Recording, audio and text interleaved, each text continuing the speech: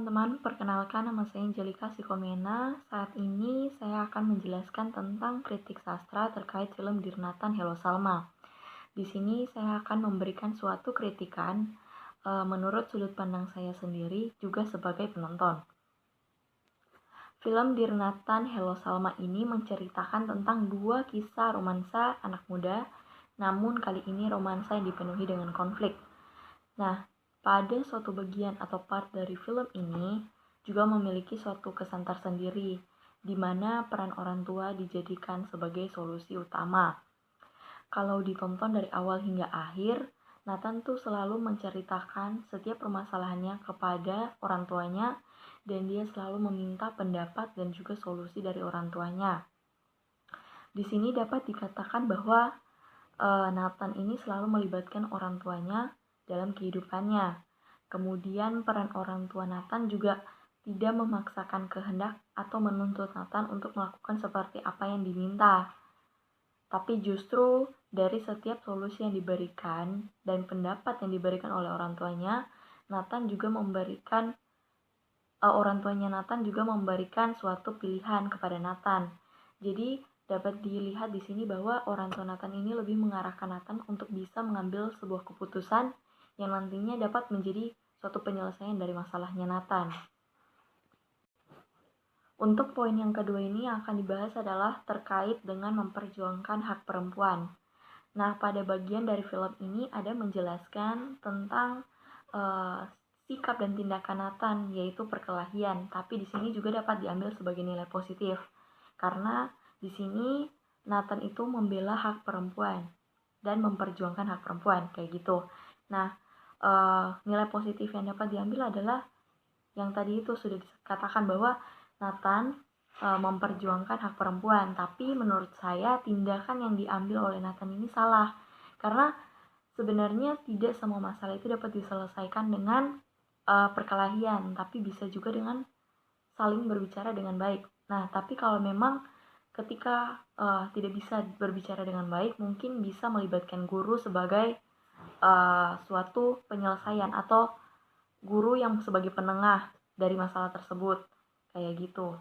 Walaupun memang motivasi Nathan itu benar, tapi tindakannya itu masih salah. Untuk poin yang ketiga ini akan dijelaskan tentang Nathan yang memotivasi temannya, dan menurut saya ini adalah poin yang paling berkesan, karena di masa sekarang mungkin hanya sebagian orang yang memiliki sikap yang seperti Nathan, yaitu membantu untuk memberikan motivasi kepada orang lain atau teman di sekolah barunya.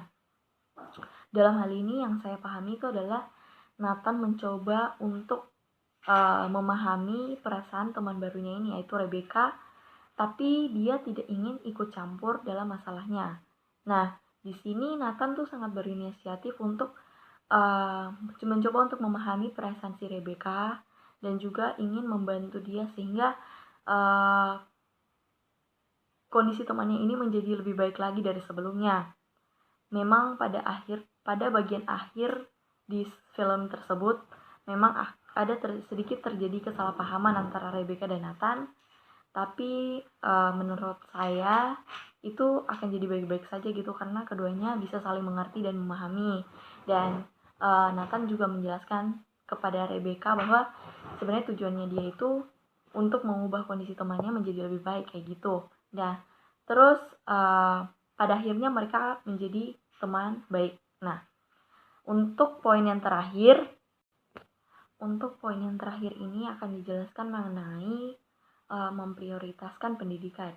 Jadi di sini dapat dilihat bahwa pada akhir cerita itu mereka membicarakan tentang masa depan mereka. Kalau dilihat dari sisi orang tuanya Salma dan Salma sendiri pun berbeda. Di situ memang karena bisa dilihat juga karena kurang komunikasi, dan memang Salma menginginkan untuk memilih program studinya tersendiri itu karena ada suatu alasan, dan juga orang tua Salma memilih Salma masuk mengikuti apa yang diinginkan orang tuanya juga karena ada suatu alasan. Nah, tapi menurut saya karena kurangnya komunikasi itulah yang membuat jadinya kedua belah pihak itu menjadi lebih renggang gitu. Jadi di sini saya rasa memang si Salma sendiri sebenarnya harus menceritakan kepada orang tuanya apa yang diinginkan dan tujuannya tuh seperti apa. Kemudian orang tuanya juga mungkin bisa untuk menceritakan kenapa sampai orang tuanya memilih supaya Salma bisa masuk ke program studi yang diinginkan kayak gitu. Nah, dan pada akhirnya kan akan mencapai tuh sebuah kesepakatan di akhir cerita seperti itu. Dan memang tetap pendidikan itu menjadi suatu hal yang harus diprioritaskan dalam kehidupan kita karena itu akan menentukan masa depan kita kayak gitu. Sekian dan terima kasih.